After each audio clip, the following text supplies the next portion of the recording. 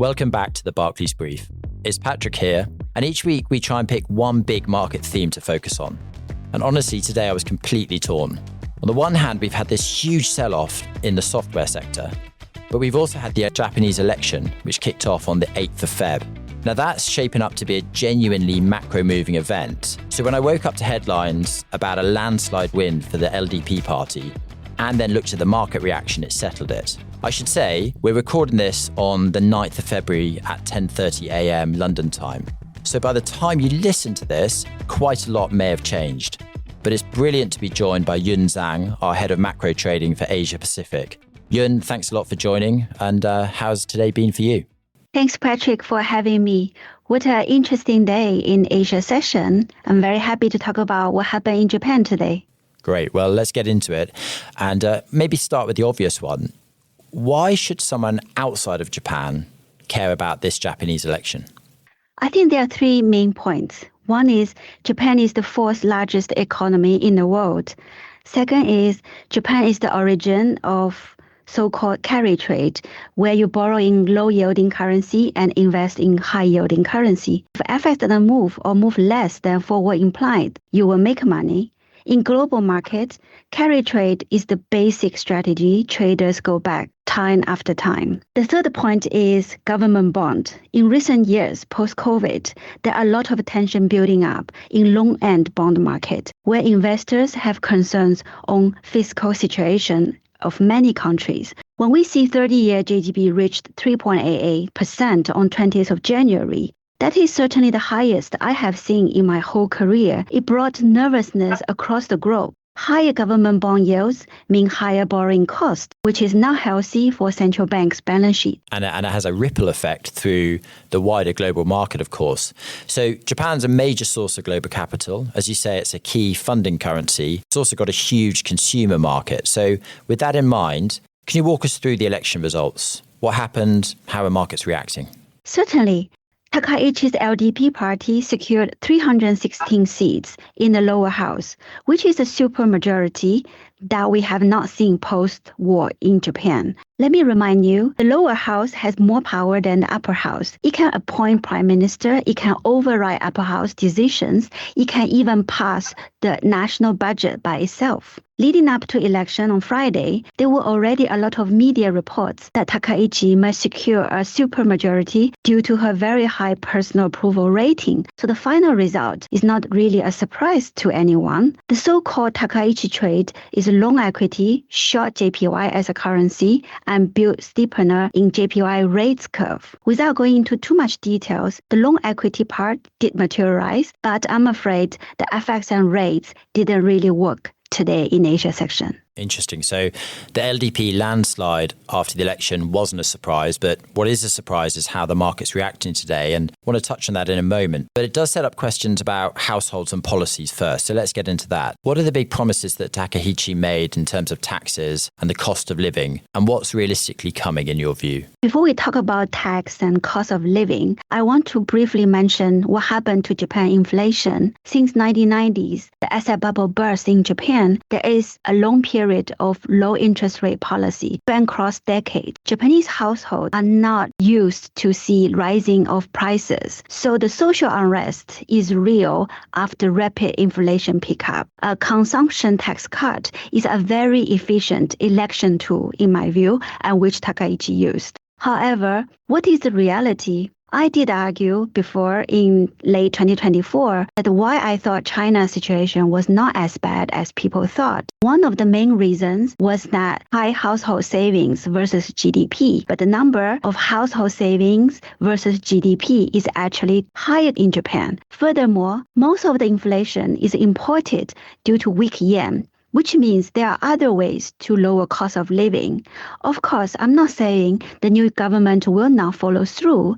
If they do, given the legislation process and operational readiness, we are looking at 5 to 6 months before households can actually feel it. Interesting. So clearly fiscal choices will feed directly into monetary policy. So let's just pivot and talk about the Bank of Japan, the BOJ. You mentioned a weaker yen.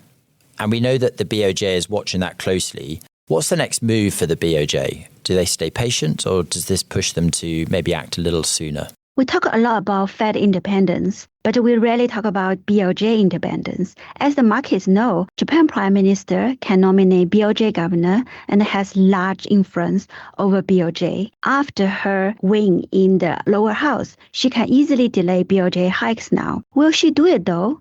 I think that depends on her overall big picture.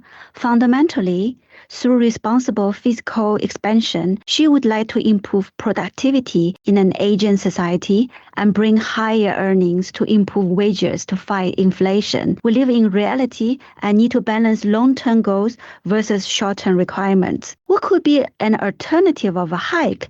Maybe a continued bull market in equities. Japanese household has roughly 50% of their assets in financial assets, including stocks. If the wealth factor continues, could that help dealing with the cost of living issue? That might not work in a country like the US, where wealth equality is bad. But in Japan, which has the lowest Gini coefficient in the top 20 largest economies in the world, I think it might have some chances. A delayed hike will buy some time for SMEs, who otherwise will be the biggest losers under current policy. So if policy stays gradual, FX will become the release valve. Let's talk about intervention risk. What are markets pricing here? I spend a lot of time talking to our investors and clients. 160, that is $1 to 160 yen, is a very important figure in many clients' mind. The intervention risk is real. While Takaichi may not be so keen to hike rates, she might be quite willing to intervene to release unrealized profit from BOJ's foreign reserve to fund potential food tax cuts. This is an elegant solution to current issues. FT had an article talking about the Ministry of Finance as the biggest carry trader who has made more than 200 billion cumulative P&L in the past 30 years. It is more than enough to cover the $60 billion cost for food tax cut for 2 years. Interesting. So lots to watch there as well. Bringing it back to real world impacts. Who stands to win from this policy mix? We talked a lot about households, but what about in other businesses? How are they positioned? Obviously, current weak yen will help exporters to fight against tariffs, while JPY as a currency will eventually strengthen due to higher growth rate. Importers will benefit. I think service sector will benefit from here onwards, particularly banking sector.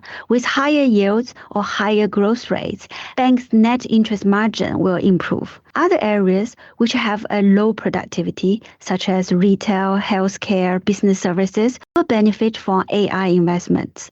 Interesting. This is probably the first podcast where AI came up towards the end of the podcast. But looking ahead, what should we be watching over the next 90 days? What are the key milestones that markets are focused on from here on in? The immediate event will be around 18th of February, where a special diet session is expected. It will formally confirm the Prime Minister and begin parliamentary business, such as fiscal deliberations. Although a draft budget was approved by the Cabinet at the end of 2025, the diet will need to pass the detailed budget bill and tax measures before the start of fiscal year on 1st of April. Cabinet posts needs to be confirmed, although through all the current reports, Takaichi intends to keep the current cabinet as it is, so she can get on with budget and other matters. The next BOJ meeting is scheduled to be 18th to 19th of March. We do not expect a rate hike. There is decent probability, though, priced in for the April meeting. So lots of catalysts and lots to look forward to. Stepping back a bit, where do you see markets becoming most sensitive now? Is it currency, rates, bond market, or risk sentiment more broadly? It's all about bond market. The bond market is still the basics I return to. It is not just for traders. It touches every aspect of a country. It is hard to ignore it. I think we have seen the peak of 30-year JGB yields. As my research colleagues Shin and Baba-san points out, there is enough Takaichi premium built in the JGB market. The confidence has returned to Japan market. So on that positive note, let's think about how Japan stacks up versus, say, China. I know you turned bullish on China before the rally last year. How do you think about Japan versus China right now?